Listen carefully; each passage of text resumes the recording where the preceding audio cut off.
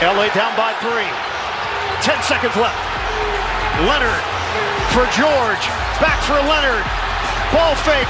Running out of time. Morris. One dribble. Blocked. And that'll do it. That's game. And it ends on a French rejection. Utah holds on and takes game 1.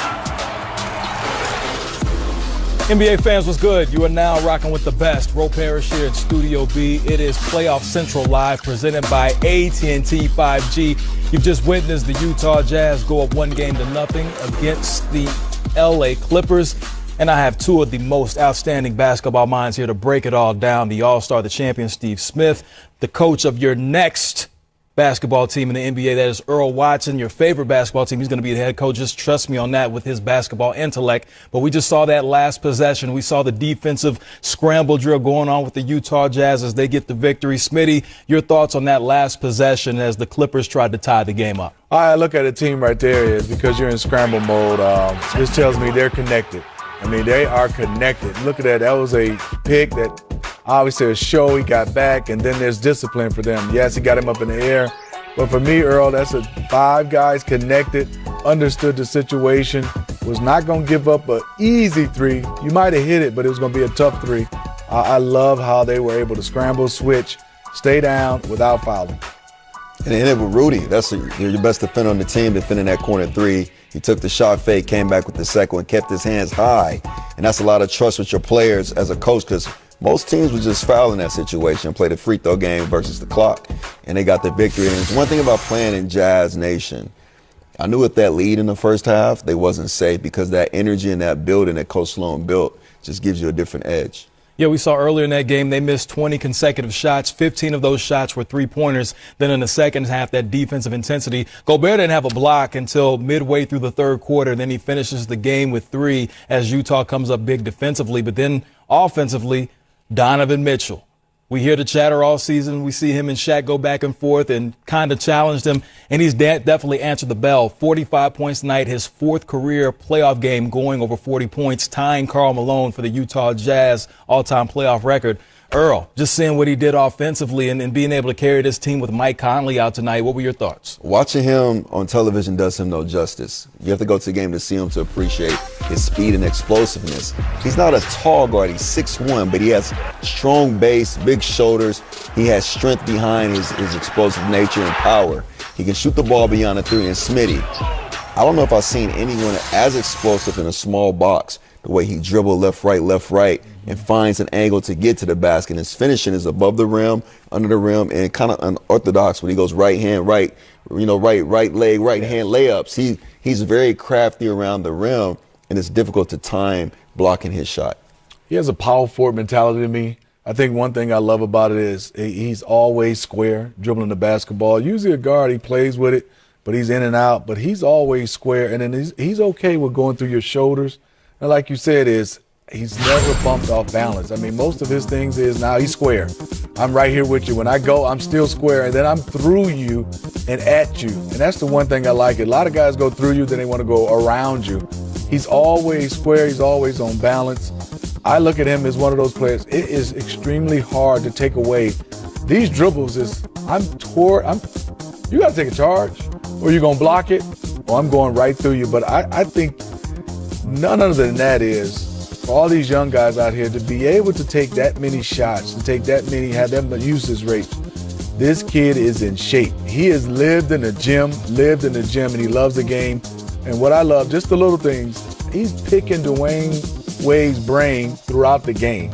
Earl, that's huge for me. And obviously we know how close it is and how much they talk to each other, but somebody that good is still picking people's brain. Usually you start to feel yourself, I've arrived. He doesn't feel like he's arrived. Yeah, I don't know Donovan that well, but every time I've been around him, he's very humble and seems to be very open and to learning. And D-Wade, of course, part of the ownership group now with Utah. We saw him on the sideline. Earl, when you have somebody like that who's a legend, a future Hall of Famer, first ballot, who's been to these games and been in these situations, how valuable is that to see and being able to go and ask and pick his brain? It's extra confidence. You seek that knowledge, you seek that resource. And as we was watching him play, Smitty and Ro, he reminds me of Eric Gordon. his size, his build, his shiftiness was before the injuries. If Eric Gordon would have got drafted to a better organization, this is who he would have been. So when you have that situation and you have a D-Wade, you have an owner who actually knows the game, which is rare in this league, it kind of gives you confidence. D-Wade can give him insight that not even Quinn can give him, because D-Wade's been on that court and lived in those moments with the ball in his hand, going down the stretch, closing games in the playoffs. So when we go to the other side, the Los Angeles Clippers coming off that Game 7, I know that was taxing if you think about it. That was a longer series than maybe some might have expected. Paul George struggling to get his shot together. Had 13 in the fourth quarter, but really couldn't find his shot earlier. What were some of the things that stuck out to you about the Clippers that you saw that they can improve upon? Well, I think for them is they're going to have an adjustment. Obviously, you wanted to come in and win this game, and obviously it sent a message. But you lost this one. But I love what T. Lue has done. He pushed another button tonight, DeMarcus Cousins. Came in, didn't play well his few minutes. And I think also Luke Kennard has been able to play well. He's trying to find the rhythm of this, and T. Lue's one of the masters of being able to manage, adjust. He's one of those guys, I'm just not going to run to the race. I'm going to just keep plotting. And then I think for him is he's going to figure it out, and I think this game is going to be beautiful for him. This is what I love about the game. I just want to be a fly on the wall with the coaches when they're talking about the adjustments, because that's the game within the game. When you're a player, yes, you know what kind of adjustments you're going to make. But as a coach, I got to tell Earl what kind of adjustments I think. He's got to tell me, and we got to be on the same page. And that's the beauty about basketball when you have a coach-player relationship. That's the mental aspect. Earl, I want to ask you about the physical aspect. Coming off that Game 7, we saw it seemed like they had a lot of energy early. Do you think that energy faded away? What do you think happened with the Clippers towards the end of the game? They're still playing at altitude. Like when I played in Utah, we knew if we ran hard and ran early and hit it first, we would catch teams in the second half, especially going in the fourth and last 6 minutes of the game.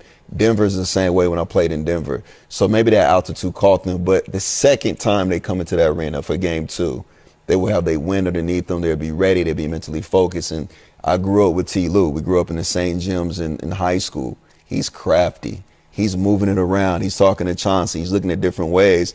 And Smitty, I really think he threw more players out there because he knew the altitude would catch them going down the stretch in the fourth quarter. Mike Conley didn't play in this one. He had that hamstring injury that kept him out for 21 games earlier in this season. Re-injured that in the last game of the last series. Smitty, how do you think Utah handled himself not being able to have Conley in the lineup tonight? Well, it was a lot on Donovan Mitchell. I mean, you just look at it. He played 36 minutes, but it's not just the minutes. It's everything he has to do. It's going to have to be somebody else. And I thought Jordan Clarkson came in, gave him a lift, didn't shoot well. You don't really look at percentages right now in the playoffs. It's just to get it done, get a win.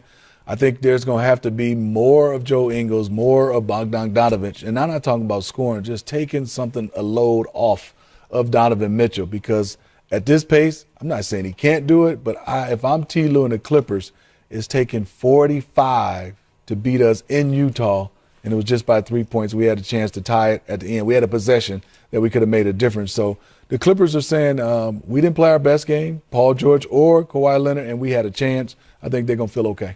You just mentioned Ty Lue. We know that Earl grew up with them playing in the same gyms. Now we'll take a listen to the head coach of the Clippers. Because that's what I felt was right for our team. But what? That's what I felt was right for our team. I'm just curious, what maybe you may have saw out there that you thought? I liked this pace in the first half, getting open shots, be able to push the tempo, and having a point guard on the floor. Because with Reggie off the floor, we needed a point guard on the floor, so that's what we did. Makes sense. Yeah. Then let's go to Matthew Cole. What made it so difficult in the third quarter and in the